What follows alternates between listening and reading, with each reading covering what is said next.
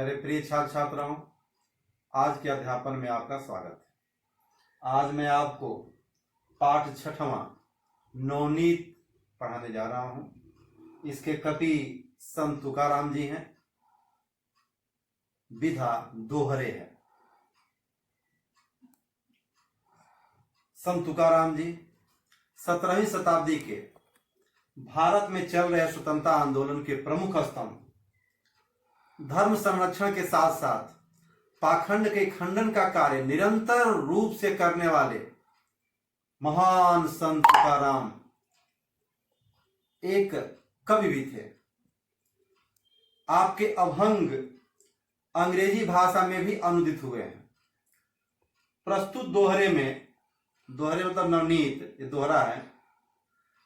प्रस्तुत दोहरे में चरित्र संवर्धन में सहायक होने वाले नीति संबंधी उपदेश तथा मोह माया के नश्वर संसार की वास्तविकता एवं ईश्वर के प्रति समर्पण के भाव का संत कवि ने यथार्थ चित्रण किया है। आप मध्ययुगीन कवि कबीर के समकक्ष या उसी समयाकालीन आप भी अपने इस महाराष्ट्र की भूमि पर उद्भूत होकर के और नीति से संबंधित, धर्म से संबंधित कविताएं आपने किया, जो काफी सुप्रसिद्ध है, प्रिय है और लोगों के दिशा निर्देशन का कार्य करती है। आगे मैं इनके नवनीत के दोहरों को समझाएंगे, आप देखिए। प्रिय छात्रों, संत तुकाराम जी का दोहरा आप पढ़ने जा रहे हैं। जैसा बताया गया है, संत तुकाराम जी कबीरदास जी के समकालीन कवि थे। इन्होंने भी समाज को एक दिशा देने का काम किया है। समाज को सामंजस्य से बैठा करके अच्छे बुरे को पहचानने का संदेश दिया है और पहचान करके जीवन में आगे बढ़ने की बात कहा है। साथ ही ईश्वर में तदात्म बैठा करके उसे उनके नाम को आत्मसात कर इस संसार से मुक्त होने की बात कहा है। आइए आगे एक एक करके देखते हैं। तुकादास राम का मन में एक ही भाव, तो न पालटू आवे यही तन जाए। तुकादास राम का, तुकाराम जी कह रहे हैं, तुकादास जी कह रहे हैं कि मैं तो राम का दास हूँ। दास माने सेवक। एक बात ध्यान दीजिएगा, पीछे भी आपने सुना है, दास का अर्थ सेवक होता है। यहाँ संत तुकाराम जी ने भी राम को अर्थात पर ब्रह्म परमात्मा को अपना स्वामी माना है और अपने को दास माना है। तो दास वह भक्त होता है जिसने अपना सब कुछ ईश्वर को अर्पण कर दिया है। स्वामी राम और उनके सामने पूर्ण समर्पण दास कर देता है। दास के मन में अपनी कोई इच्छा होती ही नहीं, इतना ध्यान रहे। वही समर्पण का उत्कर्ष है कि वह इच्छाहीन हो जाए, मनोरथहीन हो जाए, सब कुछ राममय, राम को ही अर्पण करके स्वयं राममय हो जाए। तो संत तुकाराम जी वही कह रहे हैं कि मैं तो राम का दास हूँ। मन में हमारे राम के प्रति एक ही भाव है। हमारे क्या मन में एक ही भाव है, और वह भाव है कि मैं दास हूँ और हमारे श्री राम, हमारे प्रभु राम, हमारे परम ब्रह्म राम हमारे स्वामी। तो न पालटू आवे यही तन जाए।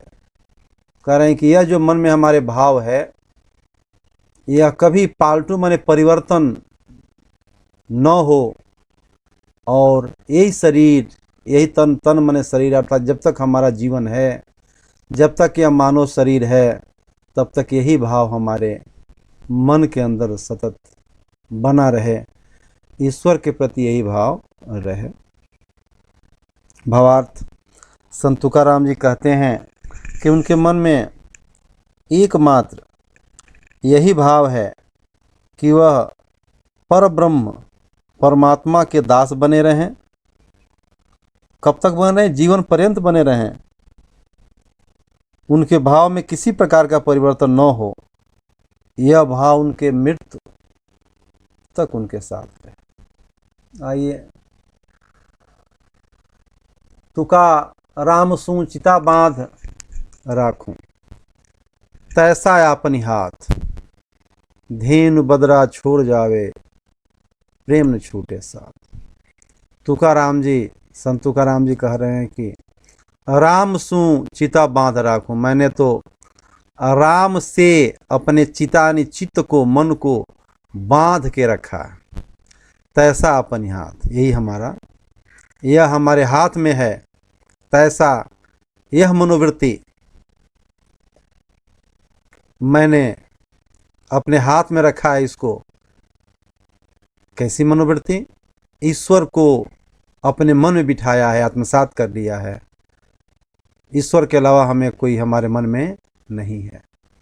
धेनु बदरा छोड़ जावे, प्रेम न छूटे साथ। उन्होंने उदाहरण दिया, कहा कि धेनु माने गाय, बदरा माने बछड़ा, छोड़ जावे, छोड़ करके जब चला जाता है, अर्थात गाय जब अपने बच्चे को छोड़कर दोनों अलग हो जाते हैं, चली जाती हैं, प्रेम न छूटे साथ, तो भी उनके आपस के जो प्रेम हैं एक परस्पर, वह छूटते नहीं। तुकाराम जी कहते हैं कि यह तो मेरे हाथ में है कि मैं राम से अपना मन जोड़ करके रखूं। उन्होंने उदाहरण के साथ बताया कि गाय और बछड़े में जो बिलगाव होता है, तो उस बिलगाव के बाद भी उनमें किसी प्रकार का परस्पर प्रेम कम नहीं होता।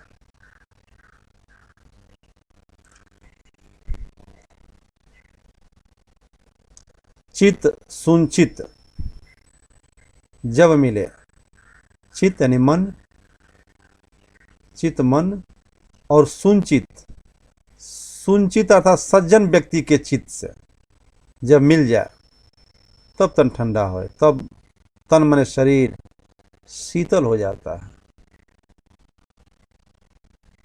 मन जब सज्जन पुरुष के मन से मिल जाता है, सुचित, सूच माने सज्जन, चित माने मन, तब शरीर ठंडा हो जाता है, अर्थात शीतलता मन को, शरीर को प्राप्त होती है। तुका मिलना जिनसु ऐसा बिरला को, कहा संत तुकाराम जी ने कि ऐसे सज्जन व्यक्ति इस संसार में बहुत ही बिरले हैं। बिरला का अर्थ किंचित, यदा कदा, लाखों करोड़ों में एक को हम बिरला कहते हैं। बिरला माने किंचित। ऐसे सज्जन पुरुष संसार में बहुत कम ही मिलते हैं। अगर ऐसे मिलें तो इनके चित्त से अपने चित्त को मिला लेना चाहिए।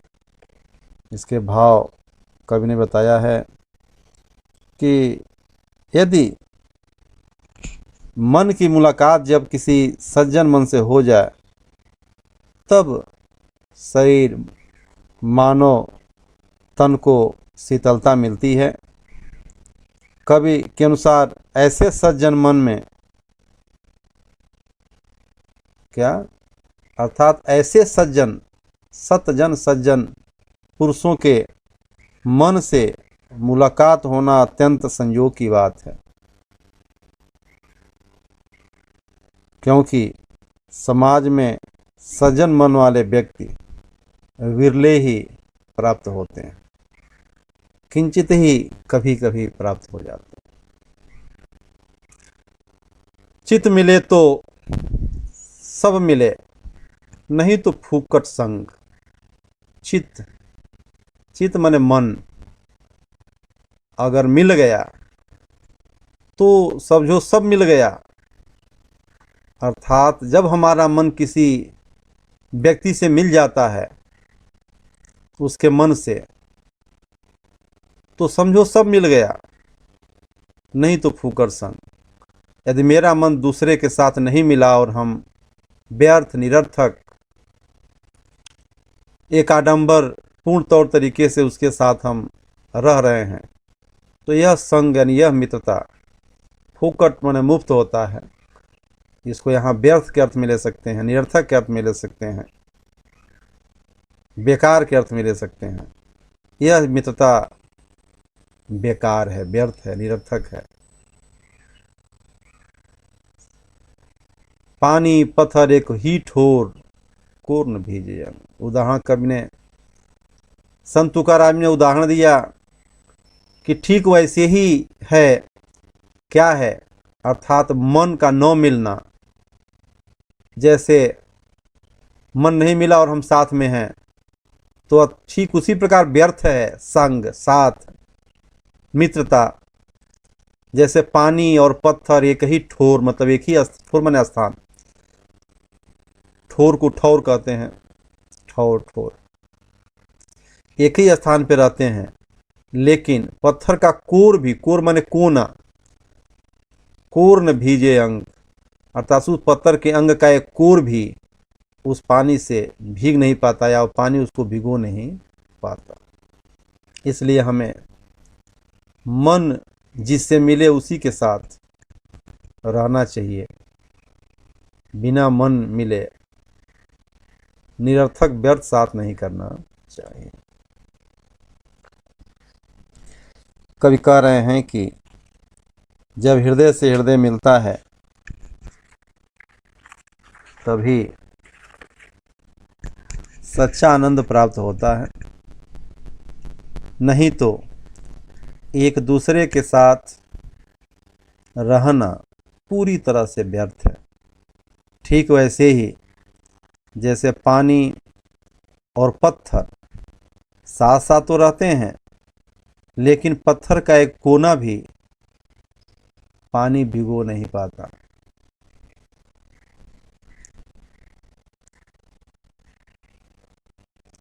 तुका संगत तिनसे कहिए, जिनसे दुख दुनाए, जिनसे सुख दुनाए, दुर्जन तेरा तू काला, थी तो प्रेम घटा।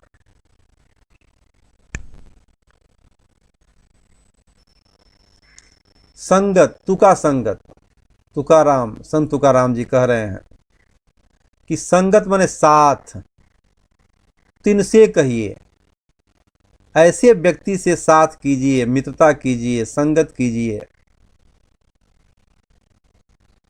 जिनसे सुख दुनाए, जिनके साथ रहने से सुख द्विगुणित हो जाए, अर्थात दोगुना हो जाए। दुनाए माने दो गुना, द्विगुणित शब्द है। दुर्जन तेरा तू काला, थी तो प्रेम घटा। दुर्जन, दुष्ट व्यक्ति के साथ रहने पर और जो हमारे भाव हैं मन के अच्छाई के, वो भी नष्ट हो जाते हैं। आपस में जो प्रेम बचा रहता है वह भी घट जाता है। अर्थात दुर्जन का साथ करने पर, दुष्ट व्यक्ति का साथ करने पर, साथ करने की स्थिति में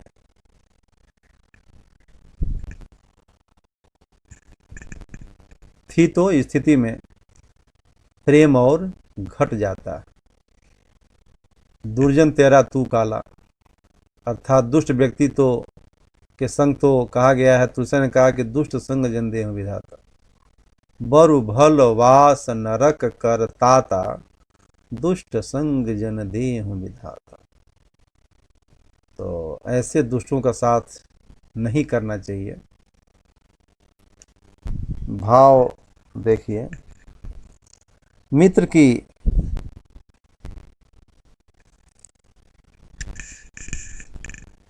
बात को बताते हुए कवि कहते हैं कि उचित संगति हमारे सुख में वृद्धि करती है, इसके विपरीत दुष्ट व्यक्ति की संगत हमारे पास जो आनंद रहता है उसे भी नष्ट कर देता है।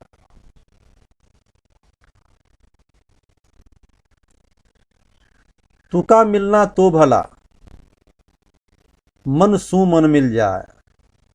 मित्रता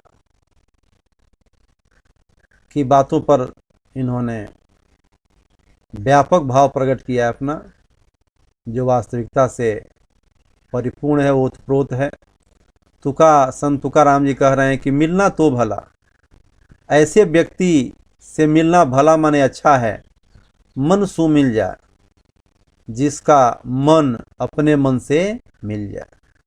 ऐसे व्यक्ति के साथ हमें रहना चाहिए जिसका मन अपने मन से मिल जाए।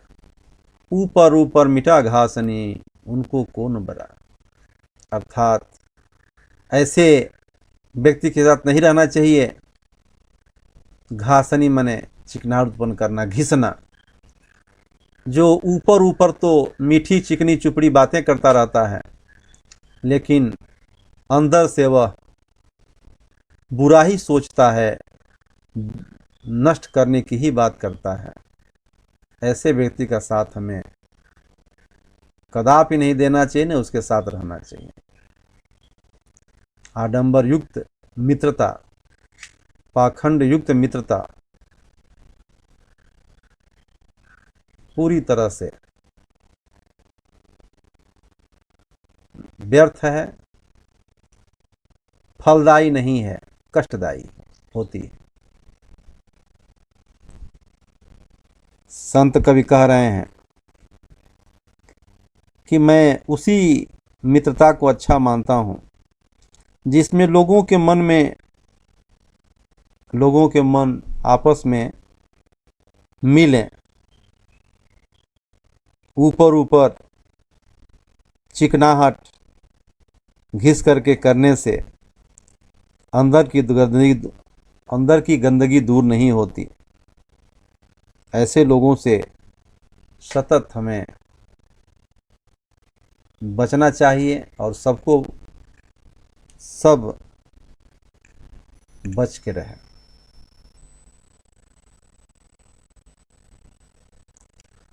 तुका कुटुंब छोरे रे लड़के, जोरो सिर मुड़ाओ। संत तुकाराम जी ने संसार परित्याग, इस मोह माया रूपी संसार का परित्याग लोग करते हैं, साधु बन जाते हैं, सन्यासी बन जाते हैं। ऐसे लोगों को उन्होंने संदेश दिया है, कह रहे हैं कि कुटुंब, मोह माया रूपी संसार और घर, कुटुंब माने परिवार, जैसे अनन्य प्रिय लोगों को छोड़ करके ऐ संसार के लोगों, तुमने अपना सिर मुड़वा लिया। अर्थात सिर मुड़वा करके, सन्यासी व्यक्ति सिर मुड़वा लेता है, सिर मुड़वा करके अपने घर का तुमने परित्याग किया ईश्वर की प्राप्ति के लिए।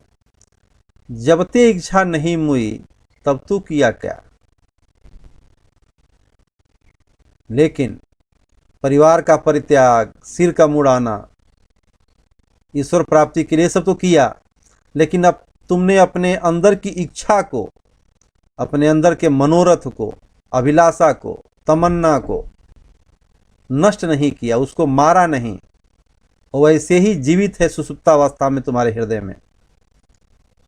तब तुम क्या किया। अर्थात इस संसार का परित्याग करके संन्यास ग्रहण करके भी तूने कुछ किया नहीं।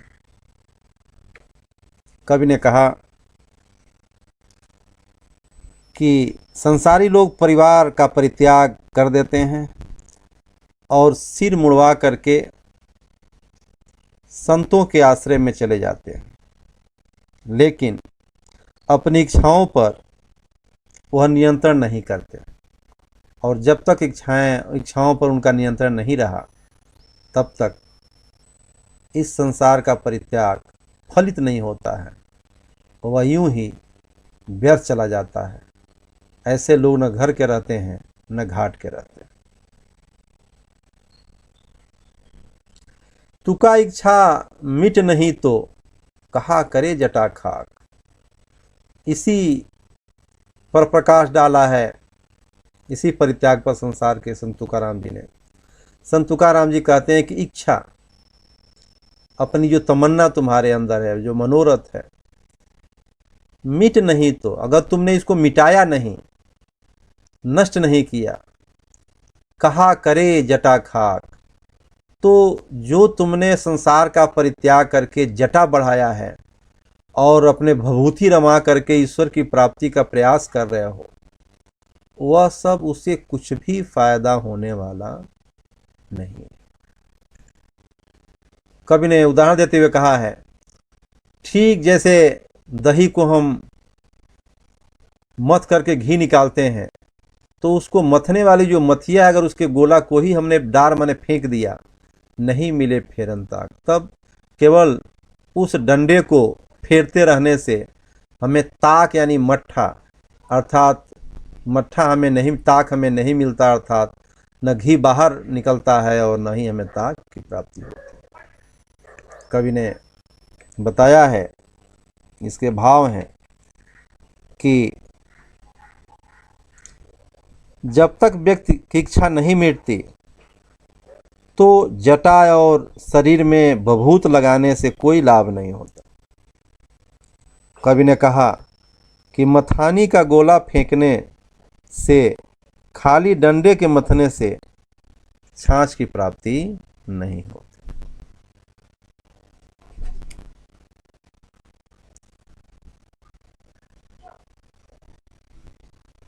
वृद्ध मेरे साइया को तुका चलावे पास, सुरा सोही लरे हमसे छोरे तन की आस। कवि ने कहा कि वृद्ध मेरे साइया, मेरे जो प्रिय साईं हैं, भगवान हैं, परम पिता परमेश्वर हैं, उनको हमेशा संत तुकाराम जी उनको अपने हृदय में ही समाहित किए रहते हैं। सुरा सोरी लरे हमसे छोरे तन की आस। उसके विपरीत संसार की जो भी सुरा हम कहते हैं मद्य को, मद्यपान लोग करते हैं, और इससे तमाम जो संसार की बुराइयां हैं, अगर उससे हमें परित्याग करना चाहिए और अपने शरीर में जितनी भी बुराइयां हैं उसका परित्याग करके हमें अपने को ईश्वर के प्रति समर्पण कर देना चाहिए। भाव देखिए, कवि कह रहे हैं कि ईश्वर के प्रति मेरी निष्ठा है, जो उन्हें अपने पास बुलाते हैं। राम के पास तो वही जा सकते हैं जो नशीले पदार्थों का सेवन करना त्याग दें और भौतिक सुख सुविधाओं की इच्छा भी मन से निकाल दें।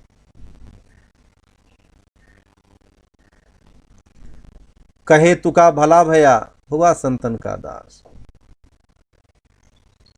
कवि कह रहे हैं कि बहुत अच्छा हुआ, भला कल्याण हुआ, भया माने हुआ, कि मुझे मैं संतों का दास हो गया। संतन डिग बैठ बैठ, मीरा की बात है। संत समागम मन को शुद्ध करके दिशा देता है अनंत में लीन होने में। कवि ने कहा कि बहुत अच्छा हुआ कि हम संतों के दास हो गए, संतों के प्रति मेरी आस्था हुई। क्या जानूं कि ते मरता न मिटती मन की आस। अर्थात संतों के समागम से, उनके निर्देशन से मेरा कल्याण हो गया, ईश्वर की प्राप्ति हो गई। नहीं तो पता नहीं मैं कहाँ किस स्थिति में मोह माया के इस जाल में, नश्वर संसार में भटकता रहता और मर जाता। बावजूद उसके हमारे मन की जो आस है, मन की जो ईश्वर के प्रति पिपासा है, वो कभी नहीं मिटती, कभी समाप्त नहीं होती। भाव कवि ने बताया है कि बहुत अच्छा हुआ कि वे संतों के दास बन गए।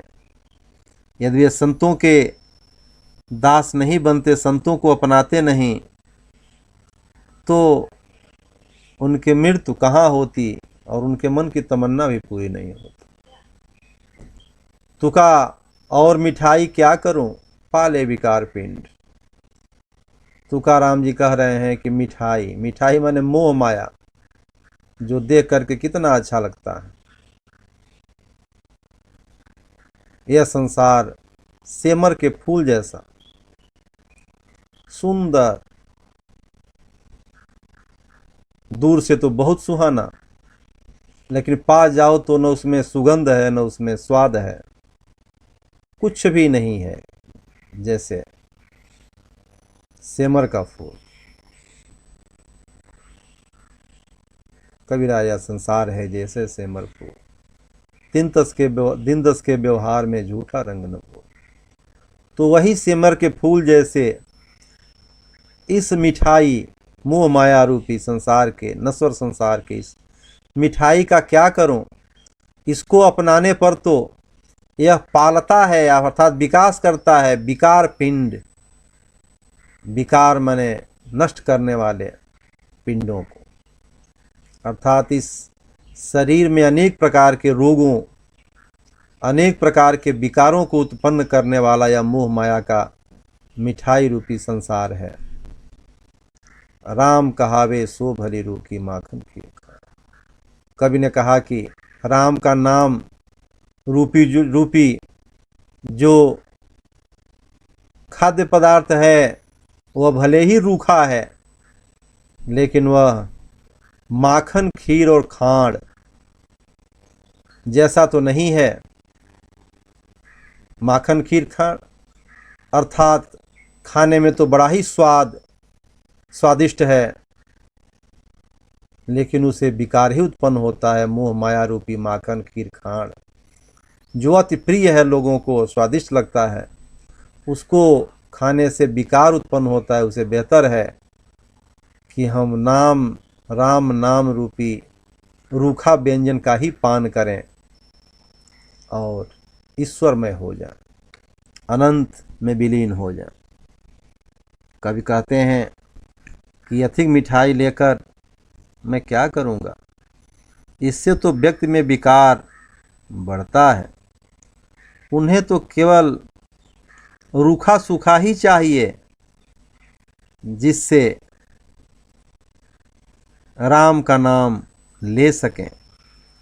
वे मक्खन, खीर तथा खांड का सेवन नहीं करना चाहते, क्योंकि इससे राम जी का नाम लेने में बाधा उपस्थित हो सकती है। कवि ने इस प्रकार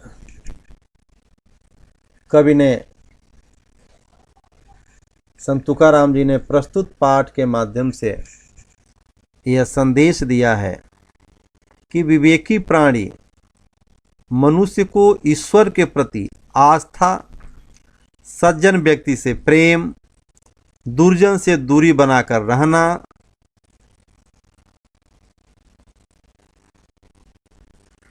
चाहिए। कवि ने संसार परित्याग के बाद इच्छा को मिटाकर मोह माया रूपी संसार के विकार का परित्याग कर राम के नाम को आत्मसात करने की सीख दिया, उनके प्रति समर्पण करने का भाव पैदा करने की शिक्षा दिया है, प्रेरणा दिया है। मेरे प्रिय छात्रों, यह नीति जो हमारे जीवन में कदम कदम पर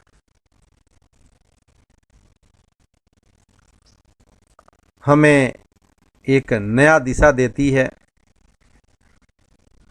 इसका अवलोकन कर हमें आत्मसात करना चाहिए। इसमें सब संसार दिया है, बिरला, अलग, निराला।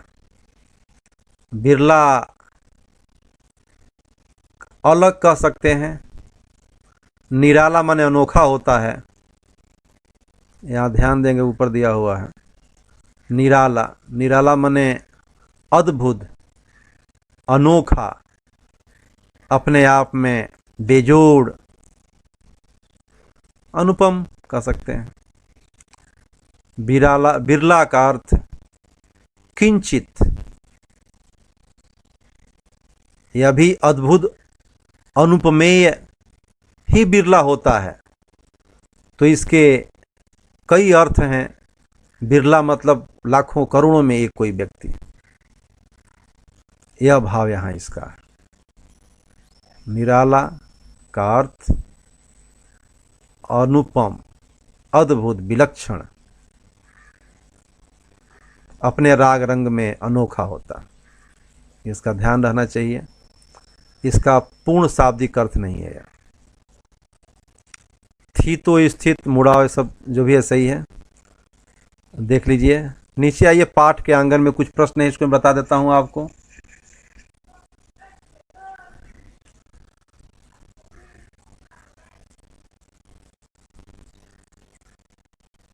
पहले का क है, आकृति पूर्ण कीजिए। शरीर में विकार उत्पन्न करने वाले व्यंजन कौन कौन है भाई? अभी आपने देखा, पढ़ा। माखन, खीर, खांड, आपने देखा अभी। दूसरा है ख, कविता से निम्न शब्दों के अर्थ वाले शब्द जोड़िए। फिर वही शब्द आएगा निराला, जो इसमें बिरला ही दिया हुआ है, इसलिए उसे ही हमें कहना पड़ेगा, जो पूर्ण रूप से उचित नहीं दिख रहा। शरीर, शरीर तन आया हुआ है हमारे पाठ में। कौन का कौन आया है, निराला का अनोखा दिया है, तो जो दिया है वही हम लिखेंगे। इसके अर्थ की चर्चा मैंने शब्दकोश में किया अभी। लंबे बाल, जटा। अब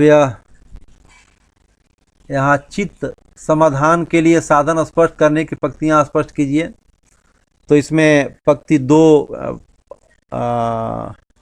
जो दोहरा 2 और दोहरा 10 है, उसकी वह यथार्थ होगा। यहाँ उसका स्पष्टीकरण कर दें तो हो जाएगा। कौन कौन? दोहरा 2 और दोहरा 10। तीसरा है, संत तुकाराम जी के किन्हीं 4 दोहरों का भावार्थ स्पष्ट कीजिए। यह आप देख करके इसको स्पष्ट कर लीजिए। तो इसको ध्यान से पढ़िए, समझिए।